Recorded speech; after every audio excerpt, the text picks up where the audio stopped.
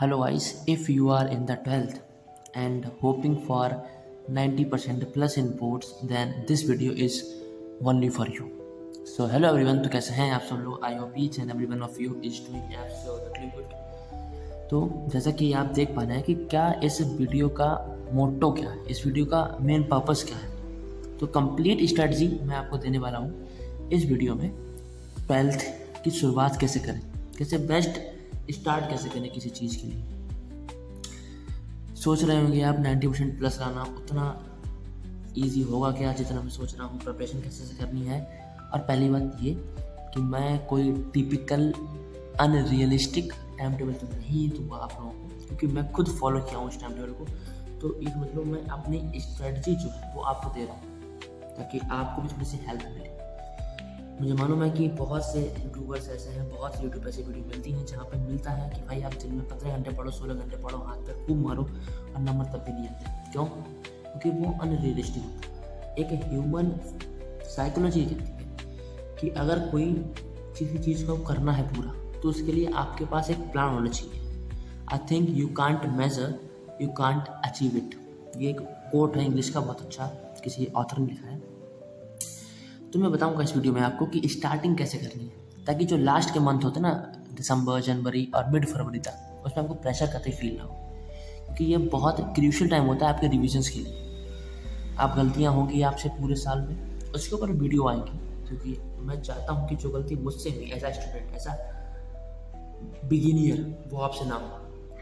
तो शुरू करते हैं वीडियो को। सबसे पहले तो ये समझ लो कि आज तारीख जो है उस दिन से मैं बता दूं तो आज से आपके पास लगभग 350 दिन रहने वाले हैं। 350 डेज यू है। सबसे पहली बात ये देख के ही आपको मन करेगा वीडियो को हटा देने का, क्योंकि आप कहेंगे अभी 350 डेज है, अभी तो बहुत टाइम, चीज़ों को आराम से करेंगे। लेकिन सबसे बड़ी मिथ यही है कि आप प्रोकास्टिनेट करेंगे, और जितना प्रोकास्टिनेट करेंगे उतना उतना हल्का हल्का ये सब चल जाएगा। अगर आप सही से देखें तो ज़्यादा नहीं, ये आपके पास सिर्फ और सिर्फ 50 वीक्स हैं। आप थोड़ा सा हाइट भी बड़ी होगी कि जो 350 दिन लग रहा है, तो वो तो रियल में 350 में से सिर्फ 50 वीक बचे। तो नंबर जितना छोटा जाएगा, आपका जो ब्रेन है उतना अटेंशन सीख करेगा। वो कहेगा भाई टाइम बचा नहीं, चल कर लें, शुरू करते हैं वीडियो बेहतरीन तरीके से। देखो सबसे पहले क्या है, स्टार्टिंग से क्या करना है। पहली चीज़ क्या करनी है, जहाँ से हमें बिगिन करना है किसी चीज़ को, हम किस चीज़ से शुरू करें, क्या करें जो हम बेस अच्छा कर पाएँ। तो पहले के 3-4 मंथ जो हैं बच्चे बहुत ज़्यादा लाइट लेते हैं। अभी तो मार्च ही है फिलहाल, वो आपके 11th के एग्ज़ाम हुए होंगे, ये उतना आइडिया नहीं है मेरे को। बट हाँ, किसी के हो चुके होंगे, किसी के चल रहे होंगे, किसी को होने वाले होंगे। बट 12th आपका मेन पर्पस होना चाहिए, क्योंकि 11th में क्या है, 11th में आपके रिजल्ट कोई नहीं देखने वाला। मुझे मालूम है कि बहुत से बच्चे ये भी कहेंगे, बहुत से भाई बहन ये भी कहेंगे कि a single seat of paper can't decide my future.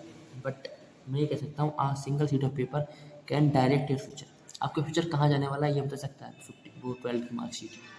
12th की मार्कशीट आपने सभी सोचा है कि कभी मान लो कंपटीशन में आप बैठते हैं तो क्यों नीड होती है, ताकि जो अथॉरिटीज़ हैं वो आपको देखना चाहती हैं कि आपको 12th में जो रिस्पॉन्सिबिलिटीज़ दी गई थी वो आपने पूरी की या नहीं की। तो सबसे पहली बात, शुरू के 3-4 महीने तो आप कतई वेस्ट नहीं करने। आराम से, भले ही पहले मंथ में आप उतना रेसअप ना कर पाएँ, बट थोड़ा थोड़ा चीज़ों को हम समझते हुए चलेंगे, बेस तैयार करते हुए चलेंगे। पहला का शुरू का 1 मंथ जो होगा वो हमारा फाउंडेशन पीरियड होगा। उसमें क्या होगा, उस फाउंडेशन पीरियड में अपन चीज़ों को फाउंडेशन करेंगे, बेसिक क्लियर करेंगे सब्जेक्ट वाइज। सबसे पहला पॉइंट है, सबसे पहले आपको क्लियर माइंडसेट के साथ चलना है। माइंडसेट जो होना चाहिए आपको क्लियर होना चाहिए, आपको क्लियरिटी होनी चाहिए क्या मेरा गोल है। सबसे बड़ी बात, आप अगर मैं बताऊं तो आप क्या करें, आपकी जो टेबल हो, स्टडी टेबल, उसके सामने आप ऐसा बॉक्स बनाएं, उसमें वॉल पे चिपका दें आपका जो भी टारगेट है, ताकि आप जब भी रोज़ उस टेबल पर बैठे पढ़ने, और एक ऐसी स्टेबल जगह होनी चाहिए जहाँ जाते ही मन लेकर हाँ चल भाई पढ़ते, टारगेट ले देना, ताकि आपको पता चलता रहे कि मेरे को भाई अचीव करना है हर हाल में। कहे अगर आप लोग सजेस्ट करोगे तो मैं अपने खुद के स्टडी टेबल की वीडियो लाऊंगा, जो मैंने 12th जिसमें बैठ के मैंने 12th की प्रिपरेशन की थी अपनी। माइंडसेट क्लियर रखना है। दूसरी बात, प्रॉपर प्लानिंग किसी भी चीज़ की बहुत ज़्यादा ज़रूरी है। सबसे पहले चीज़ों को आपको डिवाइड करना है। आप ये नहीं कि हाँ भाई टिपिकल वो उन्होंने बोल दिया कि हमें 7 दिन ये है, 7 दिन में हमें ये टाइम टेबल फॉलो करना है, 6 बजे उठना है, 9 बजे खाना है। भाई मैं बताऊँ खुद अपने एक्सपीरियंस से, अगर तुम किसी दिन 6 बजे तुम उठ गए, तुमने फॉलो कर लिया मान लो सुबह से, वो दिन तुम्हारा खूब अच्छा जाएगा। मान लो तुमने उसमें खूब अच्छा काम किया, अच्छे से पढ़ाई की, अगले दिन तुम्हें किसी वजह से तुम 7 बजे उठ पाए, तो तुम्हारा जो भी यहाँ पे टाइम टेबल था वो पूरा रस्ट हो जाएगा, वो पूरा वेस्ट हो जाएगा, पूरा दिन मन नहीं करेगा पढ़ने का। तो ये जल्दी गलतियाँ नहीं करनी है हमें। जो काम करने हैं वो बताता हूँ हमें क्या करना है। हमें डेली टाइम टेबल की जगह पे हमें फॉलो करना है डेली टारगेट्स को। डेली टाइम टेबल नहीं, डेली टारगेट्स। मैंने कहा कि आज मेरे पास, मैंने एक अपने पेज लिया, उस पर मैंने लिखा फिजिक्स, केमिस्ट्री, मैथ या बायो, जो भी आपके पास हो। मैंने अपने टारगेट्स लिखे कि मुझे फिजिक्स में ये करना है, आज केमिस्ट्री में ये करना है, बायोलॉजी में ये, मैथ में ये करना है मेरे को। पूरे दिन काम किया आपने, इससे क्या होगा, आपका टाइम वेस्ट नहीं होगा। आपके पास एक विज़न होगा कि मेरे भाई आज मेरे को इतना एक काम पूरा करना है एक दिन में। मान लो आपने 10 टारगेट लिए थे, 10 में से 5 अचीव हुए, 6 अचीव हुए, 7 अचीव हुए, अपने आप को ग्रेटिट्यूड फील करो, अपने आप को रिवॉर्ड करो। क्योंकि ज़रूरी नहीं कि 10 के 10 आपको पहले दिन हो जाए। और मैं ये कह सकता हूँ कि लास्ट दिन तक आपके 10 के 10 टारगेट्स नहीं पूरे हो पाएंगे। क्यों? क्योंकि जब भी आप पेज लेके बैठेंगे अपने टारगेट्स लिखने, तो आपका ब्रेन कहेगा और कर, बहुत चीज़ें करते हैं आज, ये भी कर लो, ये भी कर लो, ये भी कर लो, तो आप लिख लेंगे उसको, बट फॉलो नहीं कर पाएंगे। आप उनमें से 5 या 6 ही फॉलो कर पाएंगे, 5 या 6 को कंप्लीट कर पाएंगे। लेकिन हाँ, जितने भी करो उतना करना ऑनेस्टी से। आपने आज मान लिया आपने किया कि मुझे इस मंथ में ये काम करना है, उस मंथ को आपको 4 वीक में तोड़ना है। इस वीक में ये, इस वीक में ये, इस वीक में ये, इस वीक में ये, तो इन चारों का मिला के जो होगा वो एक मंथ पूरा होगा। और इन वीक को आपको डे वाइज तोड़ना है, जैसे कि मैंने यहाँ पे बताया, डे वाइज प्लानिंग करनी है आपको। तो डे वाइज जब टिक मार्क होते जाएंगे तो वीक वाइज होते जाएंगे, जब वीक वाइज होते जाएंगे तो कंप्लीटली मंथ पूरे हो जाएंगे आपके। और देखें ना देखें तो आपके पास लगभग मैं कह सकता हूँ 10 मंथ के ज़्यादा नहीं बचे। तो ये नंबर और छोटा हो गया, देख रहे हो आप, ये नंबर और छोटा हो गया, सिर्फ 10 मंथ। तो आपका अटेम्प्ट करेगा फ्रेंड इसको भी। तो ये चीज़ें होती हैं, आपको जितना अपने आप को अंडर प्रेशर रखना है उससे काम चलेगा। मैं नहीं कहता कि प्रेशर पूरे दिन ले रहा, ऐसा नहीं है। आपने मान लिए, आपने माना सोचा कि मेरे को भाई ये 10 काम करने हैं, आज 10 टारगेट्स फॉलो करने हैं, 10 में से आपके 5 या 6-7 हो गए पूरे। तो फिर ये मान लो इतने वर्क करने में आपको 5 से 6 घंटे का टाइम लग गया, इतना आपने पढ़ाई की। उसके बाद जितना भी समय बचता है, अगर आपके टारगेट्स पूरे हो गए, तो जितना भी टाइम बचा है आपके पास, जो भी टाइम बचा है वो आपसे कोई नहीं छीन सकता। उसमें आप कुछ भी करिए। मैं नहीं कहता कि भाई 90% लाने हैं आपको या अचीव करना है तो बस झुक जाओ, ऐसा नहीं करना। मैं तो नहीं कहता भाई कि पूरे दिन पढ़ो, 12-12 घंटे पढ़ो, नहीं। शुरुआत बहुत छोटे से करो, चीज़ों को हमें इस तरह से करना है, इस तरह से हल्के हल्के बेस उठाएंगे और काम को ख़त्म करेंगे वीकली। आगे के 5 को डालना है वैसे। सिलेबस की क्लियरिटी होनी चाहिए। सबसे पहले तो आप आज जब भी वीडियो देख रहे हो तो खूब मोटिवेट फील करोगे। इस मोटिवेशन की जो आग अंदर तक है ना, उसको लंबे समय तक टिका के रखना है, तो ये फॉलो करेगा। सिलेबस क्लियरिटी में क्या करना है आपको, कुछ नहीं करना। एक पेज लो, उसमें फिजिक्स, केमिस्ट्री, मैथ या बायो, जो भी हो आपके पास, उसके सिलेबस को आपको नोट डाउन कर लेना है चैप्टर वाइज। और ज़्यादा टाइम हो तो चैप्टर वाइज, चैप्टर के अंदर जो भी टॉपिक्स रिवाइज कर रहे हैं, जो भी टॉपिक्स को आपको करना है कवर, वो भी करते हुए चले, वो भी लिख लो और अपने स्टडी टेबल के सामने चिपका लो, ताकि आपको पता चलता रहेगा कि हाँ भाई, और मैंने इसको कंप्लीट किया, टिक लगा दो, टिक लगा दो, टिक लगा दो। जब टिक लगाओगे ना तो अंदर से कॉन्फिडेंस आएगा, और कॉन्फिडेंस ही वो की है जो आपको 10 महीने टिका के रखेगी इस फील्ड में। अगर आपको अचीव करना है, सिर्फ 50 वीक्स है, ये मत बोलो, सही है। ये बात देखना, पूरे दिन आपको काम करना है, पूरे हफ्ते काम करना है। संडे को क्या करना है, संडे को ज़्यादा नए लेक्चर्स नहीं लेने, आपको सिर्फ और सिर्फ रिवाइज करना है बैठ के। चीज़ों को रिवीजन में ज़्यादा ध्यान लगाना है। जी समझ लो, रिवाइज जितना करोगे, जितना अपनी मेमोरी से रिकॉल करोगे चीज़ों को, उतना फ़ायदा रहने वाला है। ये मैं अपने पॉइंट ऑफ व्यू से कहता हूँ। जो भी सिलेबस हो, अपनी ऑफिशियल वेबसाइट जो हो बोर्ड की, उससे निकालो, उससे लिखो और ख़त्म करते चलो चीज़ों को।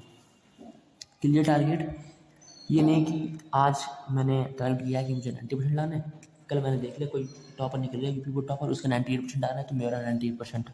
लंबे गोल्स रखो, ऊँचे गोल्स रखो, बट ये नहीं कि आपके हर दिन में चेंज हो रहा है। गोल ये होना चाहिए कि मेरे को अपने आप को बेस्ट बनाना है हर डेली बेसिस पे। मैंने आज ये काम किया है, कल इससे 1% ज़्यादा अच्छा करूँगा। 1% रोज़ अपने आप को अगर आप बेटर करोगे तो एक साल में 365% बेटर होते चले जाओगे। ये बात बहुत क्लियर है। क्लियर माइंडसेट, रूटीन स्टडी करनी है। ये नहीं कि सुबह उठे बस मुंह बिना धोए ऐसे बैठ गए, किताबें खोली पढ़ने में, ये नहीं। आपके पास एक टारगेट रहेगा ना, तो आप पूरे दिन मोटिवेट फील करोगे, प्रोक्रास्टिनेट नहीं करोगे, टाइम वेस्ट नहीं करोगे। सबसे अच्छी बात ये है। दूसरी बात, रिवीजन ज़्यादा करना है न्यू लेक्चर से। मान लिया आपने एक चैप्टर है केमिस्ट्री का सोल्यूशन, पहला चैप्टर ये होगा सोल्यूशन चैप्टर केमिस्ट्री का, आपने इसको पढ़ा, इसके आपने लिए 10 लेक्चर्स, चैप्टर पूरा ख़त्म कर दिया आपने। इसको रिवाइज करने के लिए ऐसा नहीं करना कि हाँ चलो भाई यूट्यूब पे चले, कोई नया यूट्यूब पे फन शॉट देखने चले, ये नहीं करना। जो नोट्स बनाए हैं उनको अच्छे से रिवाइज करना है, बैठ के क्वेश्चन प्रैक्टिस करनी है, फॉर्मूला शीट बनानी है उनकी, यही आपको फायदा देगा। सच्ची बात यही बताता हूँ मैं। क्योंकि बच्चे बहुत ज़्यादा गलती करते हैं, फंबल करते हैं इन चीज़ों में, लेक्चर्स पे लेक्चर्स लेते हैं, नए नोट्स बनाते हैं। लिखना अच्छी बात है बट रफ पे लिखो ना, चीज़ को रिवाइज करते हुए रफ पे लिखो ना, ख़त्म करो चीज़ों को। लिखोगे तो लंबी, तो लॉन्ग टर्म मेमोरी में जाएगी चीज़ें। और नोट्स अगर एक बार बना लिए हैं तो उनको ही बनाना है, और इतने शानदार नोट्स बनाने हैं अपने कि जब उनको फिर से पढ़ो 5-6 दिन बाद तो मन करे कि और पढ़ो, उसको डीप में घुसो। इसकी जो वर्टिकल लेंथ है वो वर्टिकल लेंथ नापनी है, ये समझ लो। मेरे नोट्स की एक फ़ोटो यहाँ पे स्क्रीन पे दिख रही होगी, कुछ इस तरह के मैंने नोट्स बनाए थे। मैं पूरी वीडियो में सिर्फ आपको अपनी स्ट्रेटजी बता सकता हूँ। मैं नहीं कह रहा कि मेरे को देख रहे हो तो मेरे को ब्लाइंडली फॉलो करो। क्यों मैं कहूँ आपको ब्लाइंडली फॉलो करने के लिए? आपकी ज़िंदगी, आप अपने हिसाब से चुन सकते हो। बट हाँ, मैं कह सकता हूँ कि अगर कोई ऐसा बच्चा है, ऐसा कोई ऐसा भाई है मेरा जो बिल्कुल ही जीरो पे है इस टाइम, और उसको अपने अच्छे से नंबर लाने, टारगेट अच्छा है उसका, तो वो स्ट्रेटजी अगर फॉलो करेगा, मेरी खुद की स्ट्रेटजी जो मैं बता रहा हूँ, तो भाई कंप्लीटली ये बात सच है कि आप बहुत अच्छा करने वाले हो। ठीक है, क्वेश्चन प्रैक्टिस करनी है लर्न करने की जगह। हम देखते हैं, मेरे अपने पास सब्जेक्ट है फिजिक्स हो गई, फिजिकल केमिस्ट्री हो गई, इसमें क्वेश्चन प्रैक्टिस बच्चे कम करते हैं और लर्न करते हैं क्वेश्चंस को। पता क्या करते हैं, वो उठाएंगे पेज और रट्टा मारना शुरू कर देंगे। सबसे बड़ी गलती, रट्टा तो कतई नहीं मारना है हमारे को कंसेप्ट समझना है और उस कंसेप्ट को बार बार रिवाइज करना है बैठ के। तो कंसेप्ट आपका, कंसेप्ट क्या होता है? कंसेप्ट ऐसी चीज़ है, टीचर ने आपको समझाई, आपका बिल्कुल क्लिक कर दिया, बट 5 दिन बाद अगर उसको रिवाइज नहीं किया गया तो कंसेप्ट क्या था वही नहीं याद आएगा। फिर उसके अंदर की थ्योरी, उसके अंदर के क्वेश्चंस कैसे याद आएंगे? नहीं आएंगे ना। तो अप्रोच कैसे याद आएगी कि भाई कैसे करना है, इसको कैसे करना है, इसको सवाल, इन क्वेश्चन को करना कैसे, इस तरह से क्वेश्चन प्रैक्टिस करनी है लर्न करने की वजह। ठीक है, फिर अब नोट्स और स्टडी मटेरियल। सबसे अच्छी बात है नोट्स। नोट्स हमारे वो चीज़ होती हैं जो हमें रिवाइज करने के लिए काम आती हैं। अब बार बार आपको मान लिया आपने सोल्यूशन, मैंने जैसा एग्जांपल दिया था, सोल्यूशन में आपने 10 लेक्चर लिए थे। अब क्या रिवीजन करने के लिए फिर से 10 लेक्चर उठा के देखोगे? टाइम बहुत वेस्ट होगा। नोट्स बनाओ। जो नोट्स मैं बता सकता हूँ, मैं बोलता हूँ, नोट्स जो होते हैं वो 2 तरह के होते हैं, फुल फ्लेजेड, शॉर्ट नोट्स।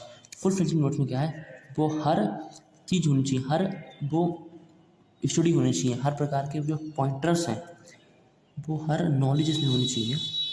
पूरी की पूरी कंसेप्ट क्या है, जितना ही समझ लो, जितना टीचर बोर्ड बता रहा है बोर्ड पे, उतना आपके नोट्स कॉपी में होना चाहिए। क्योंकि नोट्स वो चीज़ है कि जब आप नोट्स को उठाओ तो ऐसा लगे कि टीचर आपको सामने से बोल के बता रहा है कि भाई ये चीज़। हर चीज़ इस फुल फ्लेजेड नोट्स होनी चाहिए, और इन फुल फ्लेजेड नोट्स से ही आपको बनाने हैं शॉर्ट नोट्स। शॉर्ट नोट्स में मैं बोल रहा हूँ, शॉर्ट नोट्स वो नहीं होते हैं कि आपने मान लीजिए फुल फ्लेजेड नोट्स बनाए थे, लेक्चर थे 10, उसमें आपके 30 पेजेस जो थे भर गए थे, आपने उन 30 पेजेस को उठाया और कवर कर रहे छोटे, ऐसा नहीं होता। शॉर्ट नोट्स में वो चीज़ें आती हैं जो आपसे मिस्टेक्स हुई थी,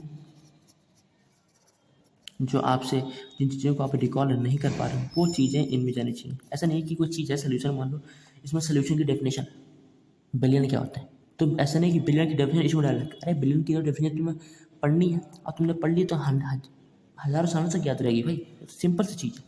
तो short notes full fledged note से ही बने होते हैं ताकि एंड टाइम पे ये काम है। और मैं कहता हूँ कि अभी से चैप्टर वाइज शॉर्ट नोट्स बनाते चलोगे तो आखिरी में प्रेशर नहीं आएगा, लास्ट में प्रेशर नहीं। और स्टडी मटेरियल में क्या है, 10 बुक्स नहीं फॉलो करनी है, सिर्फ एक बुक फॉलो करनी, और जो कि हो सकती है आपकी एनसीईआरटी हो सकती है या आपकी कोई रेफरेंस हो सकती है। ये आप पर डिपेंड करता है कि अगर आप एनसीईआरटी को समझ पा रहे हैं एनसीईआरटी लीजिए, रेफरेंस आपको फॉलो कर रहे हैं आप रेफरेंस फॉलो कीजिए, क्योंकि क्वेश्चन प्रैक्टिस में रेफरेंस काम में आने वाला है, ये बात क्लियर है। कुछ चीज़ें हैं जो मैं बोलता हूँ कि नॉट टू डू, इन चीज़ों को आप मत कीजिए, और अच्छी बात याद रखिए। तो आप देख लीजिए ये पूरा प्लान रहने वाला है, इसका स्क्रीनशॉट सहित ले सकते हो। इस वीडियो के कमेंट सेक्शन में आप एक ही जरूर बताइएगा कि आपका टारगेट क्या है। मैं देखना चाहता हूँ कि आप ऐसे बच्चे भी हैं जिनके कुछ ऊँचे टारगेट्स या सिर्फ मज़े लेने आ रहे हैं। भाई मैं टाइम वेस्ट नहीं कर सकता अपना, मेरे को मालूम है कि स्ट्रैटेजी बता रहा हूँ तो कोई तो होगा जो फॉलो कर रहा है, फॉलो करेगा इनको, और वही चीज़ आपको करनी है। मैं एक बार और कहना चाहता हूँ लास्ट में कि स्टार्टिंग से डिसिप्लिन रहोगे तो बोर्ड्स बहुत ईजी हो जाएंगे, बहुत। और एंड टाइम पे जो प्रेशर आता है, जो हम बोल सकते हैं नवंबर, दिसंबर, जन, फरवरी, मिड, क्योंकि मिड फरवरी में आपके बोर्ड हो जाएंगे शुरू, लगता है मेरे को ये। यहाँ पे जो बहुत ज़्यादा प्रेशर रहने वाला है, इसको अगर कम करना है तो आपको अभी मार्च चल रही है, पहले मैं मार्च में खूब अपना बेसिक तैयार करो, जितना भी बेस है उसको अच्छे से कंप्लीट करो। फिर month wise strategy, monthly strategy जो है मैं बोल लेके आऊँगा नेक्स्ट वीडियो में। और एक बात मैं फिर से बोलना चाहता हूँ, अपने टारगेट को प्लीज़ प्लीज़ प्लीज़ अपने टारगेट को कमेंट सेक्शन में ड्रॉप कीजिएगा, ताकि मैं भी कुछ देखूँ, मैं भी देखूँ कि क्या जोश है भाई, मार्च से क्या जोश है। और let's make 2026 our years. Thank you.